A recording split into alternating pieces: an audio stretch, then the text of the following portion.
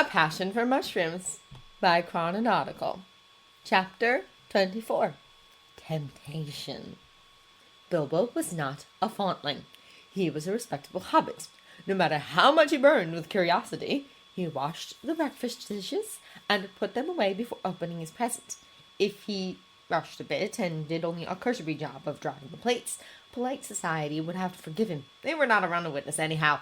Sitting in his cozy armchair, he took a moment to first hold the oak box in his hands, enjoying the smooth feel of the lid, the sturdy carvings beneath his fingers, and the scent of freshly varnished wood. Then he turned the latch and lifted the lid. Suddenly gasping for air, he could do nothing but stare at the thing in the box for a long minute. It was a crown.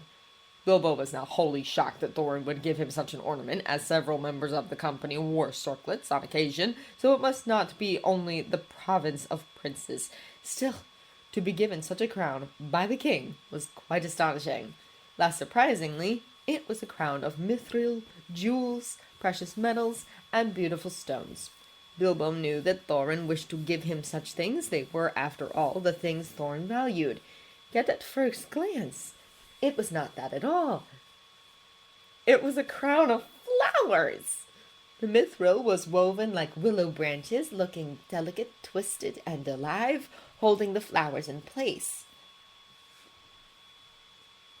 The flowers were crafted of valuable gems and various other fruits of the mountain, yet they too looked as though they had been grown in some strange and magical garden. If Bilbo had been given 100 years to think of what he might most like to see crafted by a dwarf, he still would not have imagined such a crown. First and foremost, his eye was drawn to the black trilby.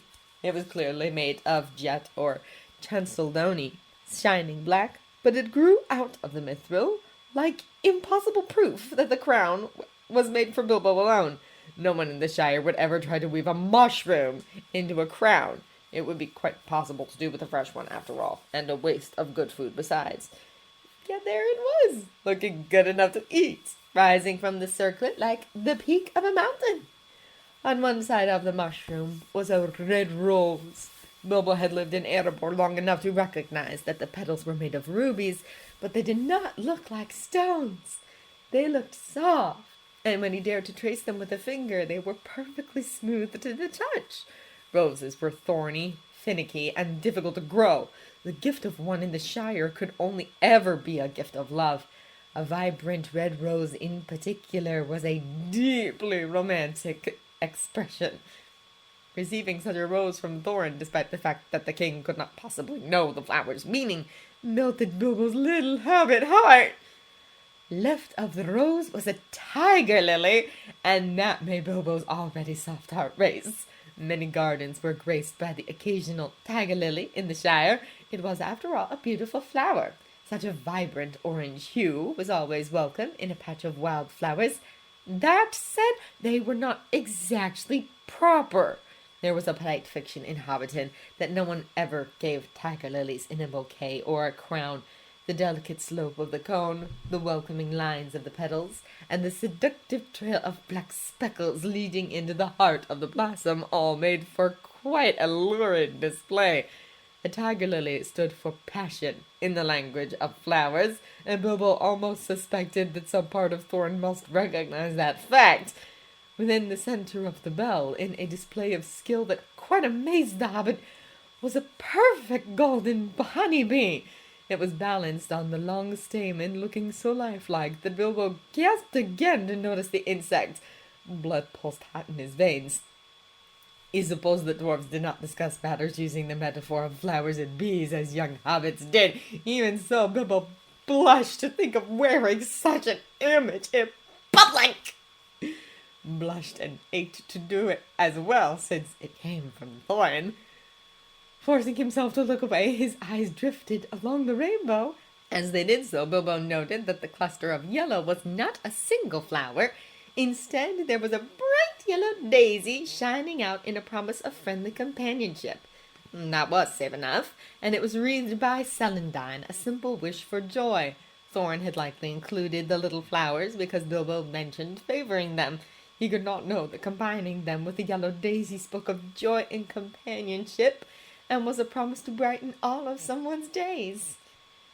Beside this blatant proposal of marriage, there was a small bunch of oak leaves made of jade with a few acorns among them. A little greenery in a flower crown was always welcome. Such leaves added character, and when included in a bouquet they had meaning enough.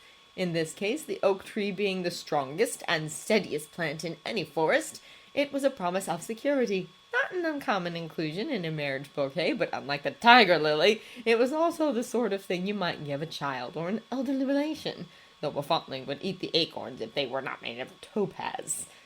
Yet again it seemed to Bilbo as though Thorin might actually understand the meaning of the flowers he crafted with. Among the mithril branches that made the base of the crown, behind the jeweled blossoms, there was another sculpture of the same shining metal. It was a miniature depiction of Orcrist, Thorin's sword, behind the oak leaves. Naturally, he must have hidden it there, behind the oak leaf shield, as a sort of pun. A reminder, if Bilbo ever needed one, of who had given him his glorious gift. However, if he did understand that oak leaves were a promise of safety in the Shire, then Thorin, including his sword just behind them, would rather emphasize such a vow. Bilbo could not think about such things, would not waste time contemplating them, except that the next flower along the ground was just as dwarfish in meaning. An explosion of blue sapphires formed a brilliant cornflower. In the Shire, such flowers meant prosperity. They were a pleasant well-wishing, generally given in early summer as hope for a good harvest, though occasionally one included them in a proposal bouquet. In such a place they were a promise to provide and an assurance of comfort. If Thorin had been a hobbit giving such a crown of flowers, Bilbo would have smiled at the idea that someone else might provide for the bastard of Bag End. Since he was a dwarf, giving a flower made of sapphires enough to buy and sell Bag End 3 times over. Bilbo smiled for other reasons. Clearly, Thorin valued his friendship very highly to give him such a present, even if he did not understand the whole of it. The final color in the rainbow, poised to the right of the beautiful black trilby, was lovely purple heather. Heather always had such a mass of blossoms on a single stalk that it could be quite unruly and difficult to work with. Bilbo wanted to compliment Thorin on selecting such perfect blooms and weaving them so skillfully. Heather could be very hard to incorporate into a crown with other flowers, though everyone tried, because it meant both admiration and luck. Common wisdom held that giving them in a proposal bouquet was a good way to offer admiration while keeping a little luck for the hopeful suitor. In fact, since it was so difficult to work without damaging the blossoms, successfully including the blossom in a flower crown was generally considered a rather large point in the suitor's favor.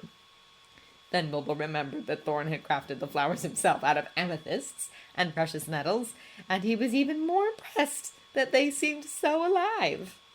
The crown was a rainbow come to life, all the colors of love, from the roses to the heather, and Thorin had crafted it with a perfect sort of wildness. Yet the flowers were not separated or partitioned unnaturally into their colors, for woven among them all was a unifying thread of blue.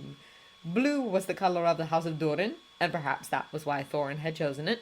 Perhaps he simply found the tiny forget-me-nots convenient to the purpose. Bilbo dared not imagine that he had included them for their meaning, but there they were, dotted coyly around the other flowers, hidden among the celandine, popping up beside the cornflower, nestled next to the acorns, wreathing the black trilby. There were forget-me-nots galore. A forget-me-not was not a subtle flower, too small to be considered the jewel of any garden, too easily lost to be the focus of a woven crown. The little things were both prized and feared in any bouquet. This was as it should be, for they stood in place of true love, not the base admiration of the heather, the lurid desire of the tiger lily, nor the romantic attachment of a red rose. The love of a forget-me-not was true, small, simple, and steady, just like a hobbit's love should be. It was incredibly bad form to give even a single one of those tiny flowers, if there was even a hint of doubt within a heart. Therefore, unlike roses and tiger lilies, they could be completely trusted. There was even a saying about how obvious the meaning was in the Shire. Simple and direct, the way most Shire sayings were, it went, "Flowers are blue, the sky is too. Forget-me-nots, mean a love is true." Bilbo touched one. Each of its perfect little petals were made from slivers of blue opal, like the lightning opal this had shown him in her courtship ring. They were exactly the color and shape of real forget-me-nots. They were exactly the color of Thorin's eyes. Bilbo touched each of the little flowers in turn, and again. He spent a long time admiring the crown, tracing every edge and line with eager fingers. It was so beautifully crafted, he did not find a single sharp edge on any part of the gems or metal, not even where the petals of the cornflower came to points. He could hardly believe that Thorin had made it for him. Wondering at that simple fact, Bilbo slowly set the crown upon his head. Then he rushed over to his looking-glass. It ought to have been ridiculous. Little Bilbo Baggins of hobbit and crowned with mithril and jewels. Yet this was no dwarven ornament of heavy gold. It was a crown of flowers. Hobbits in the Shire wore 40 such crowns a year, for parties, fairs, and other occasions on which a fellow might want to look his best. Meaning aside, this was the finest one Bilbo had ever seen. Given that it would not wilt or fade, he could wear it every single day if he liked. He wanted to. He longed desperately to walk around wearing a tiger lily given him by Thorin Oakenshield, but obviously he could not. That would be so much worse than feeding him breakfast. After all, breakfast was private. To wear the crown publicly would risk someone recognizing the symbols and what they meant to Bilbo. Gandalf at least would understand the flower language, as would any traveler who spent much time in the Shire. With so many dwarves from the Blue Mountains, surely some of them would know. What an embarrassment that could prove to be for Thorin! Dwarves were so reticent about matters of the heart that they would not even flirt until the courtship ring had been offered and accepted. What would they think of Bilbo openly wearing a marriage crown? Of course, it might be different if Bilbo did give Thorin a ring. It was a plain little thing, but useful, beautiful even in its own way, and Thorin had a liking for gold. Perhaps there was even a chance that Bilbo could wear his crown honestly. For a long while he gazed into the mirror and imagined a world in which he could be that lucky. Naturally, that was the point at which he was interrupted. It seemed he blinked, and there was Thorin visible in one corner of the mirror, standing at the door to his bedroom. Bilbo had not even heard a knock at the door. Mortified to be caught staring at his own reflection like a tween primping before a party, the hobbit reached up as he turned, intending to whip the crown off of his head. Instantly Thorin crossed the room to catch his hand before his fingers did more than brush one edge of the cornflower. "Do not," the king said in a hoarse voice. "There is nothing wrong with testing the fit in the privacy of your own chambers." No! Bilbo licked his lips. Thorin was maddeningly close, more than close enough to kiss. Bilbo relaxed his arm, enjoying the feel of a strong hand on his wrist. Thorin relaxed as well, though he did not release Bilbo. Instead, he turned the hobbit gently by his shoulders, so that they could look into the mirror together. "You look very well in it." Bilbo tried to make a polite noise in thanks, but the heat of Thorin at his back was very distracting. Standing so close, they looked like lovers in the mirror. With his beautiful crown, Bilbo was almost fair enough to match the king.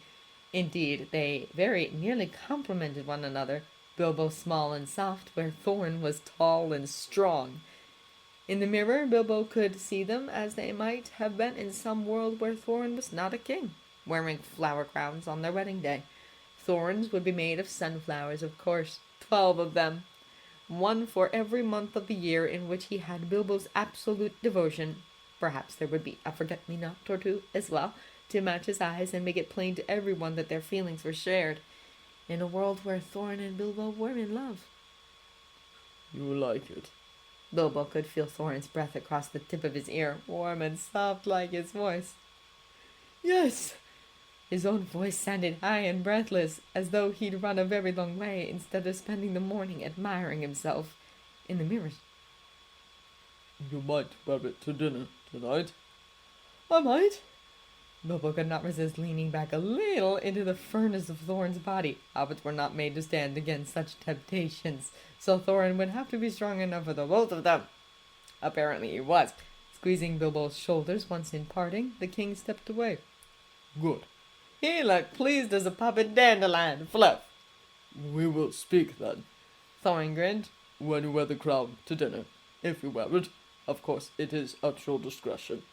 The king's obvious excitement was like cold water on Bilbo's neck. He could not wear the flowers in front of half of Erebor, not when Thorin so clearly had no idea what they signified. Bilbo would have to explain. Yet by the rules of decorum in Thorin's culture, first he would have to give him a gift. And so he did.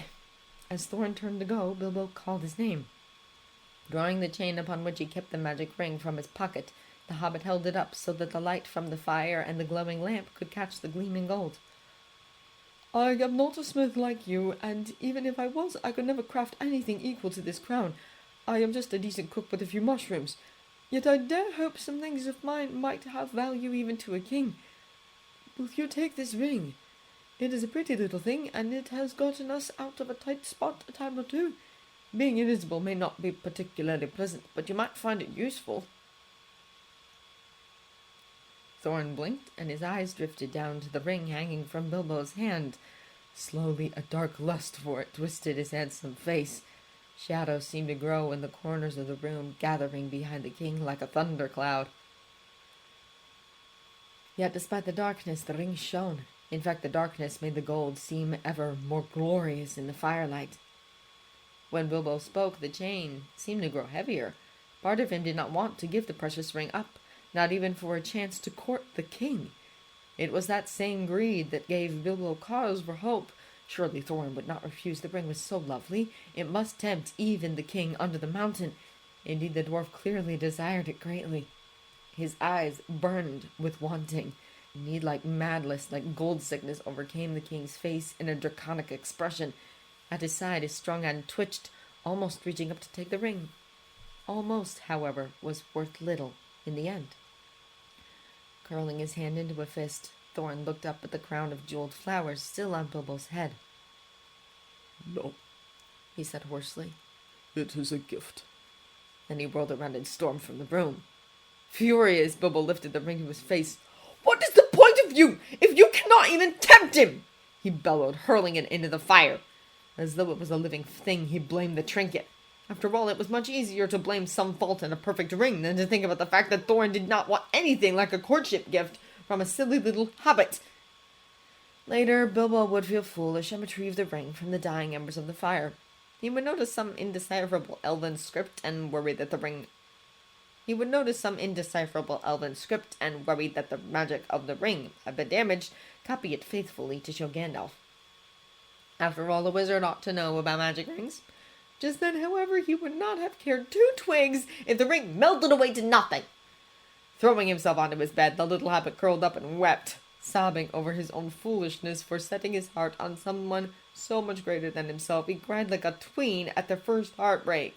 In fact, it was his first heartbreak, for he had never been seriously affected by such matters in his youth. Only Thorin, with his stubborn heroism, noble adventurousness, and fiery temperament, had ever inspired anything close to real passion in Bilbo's quiet, steady soul. That made things much worse, for he had little experience with longing, and to know for certain that what he ached for could never come to pass was a heavy blow. Clutching the wreath of flowers to his chest, he lamented the wedding that would never, ever be. He did not wear the crown to dinner. He did not go to dinner. Indeed, the hobbit did not leave his room or eat anything at all except his first shared breakfast with Thorin. When knocking came, he did not answer, and his visitors went away. It was best to be alone. After all, he was not a dwarf. He was not noble or strong or made by Bahal to be loved. He was only a little hobbit with a handful of flowers that he could never wear.